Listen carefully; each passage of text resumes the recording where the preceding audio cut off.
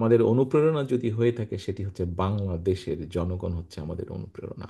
এদেশের মানুষ যতবার সুযোগ পেয়েছে স্বাধীনভাবে ভোট দেবার, তারা বিএনপির পক্ষেই রায় দিয়েছে। আগামী দিনে আমরা চাই মেধার ভিত্তিতে এই জাতিকে গড়ে তুলতে, এই দেশকে গড়ে তুলতে। আমি অনেকবার বলেছি, আমরা রাজনীতি করি, রাজনীতিতে অনুপ্রাণিত হই, আমাদের মূল শক্তি রাজনীতিতে এই দেশের জনগণ। কাজে আমাদের অনুপ্রেরণা যদি হয়ে থাকে সেটি হচ্ছে বাংলাদেশের জনগণ হচ্ছে আমাদের অনুপ্রেরণা। আমরা যদি রাজনৈতিকভাবে ব্যাপারটাকে দেখি, রাজনৈতিক বিবেচনায় দেখি, অর্থাৎ তাহলে নির্বাচন দেখতে হয়, এবং নির্বাচনে আমরা দেখেছি এদেশের মানুষ যতবার সুযোগ পেয়েছে স্বাধীনভাবে ভোট দেবার, তারা বিএনপির পক্ষেই রায় দিয়েছে। কাজে এটাই প্রমাণ করে যে এই বাংলাদেশের মানুষই হচ্ছে বিএনপির আস্থার প্রতীক বা পরিপূরক একজন আরেকজনের। আমি বহু বছর যাবৎ প্রবাসে আছি, থাকতে বাধ্য হয়েছি আমি।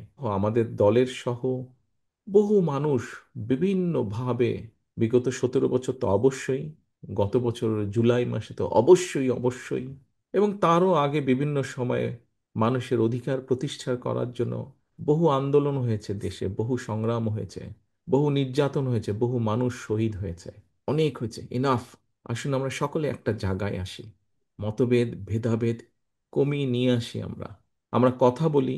বিভিন্ন রাজনৈতিক দল আছে, তাদের বিভিন্ন আদর্শ থাকতেই পারে, সেটাই থাকাটা স্বাভাবিক। আমরা বহুদলীয় রাজনীতিতে বিশ্বাস করি, বিভিন্ন রকম মত মত থাকবেই, এটাই স্বাভাবিক। পৃথিবীতে সব গণতান্ত্রিক দেশেই এটা আছে। বাট আসুন আমরা সেই ঝগড়া ফ্যাসাদ থেকে কিছুটা হলেও দূরে সরে আসি। আমরা একটি বলেছি যে আগামী দিনে আমরা চাই মেধার ভিত্তিতে এই জাতিকে গড়ে তুলতে, এই দেশকে গড়ে তুলতে। আজকের তরুণ আগামী দিনের তরুণ, আগামী দিনের ভবিষ্যৎ, তাদের মধ্যে কম্পিটিশন থাকবে। মেধা এক একজনের এক এক রকম হয়। সবাইকে যেমন এক জায়গায় আমরা দিতে পারবো না, মেধার রেসে যে এগিয়ে থাকবে সেই সেখানে যাবে। কিন্তু যারা যেতে পারবে না, তাদেরকেও আমাদের ব্যবস্থা করতে হবে।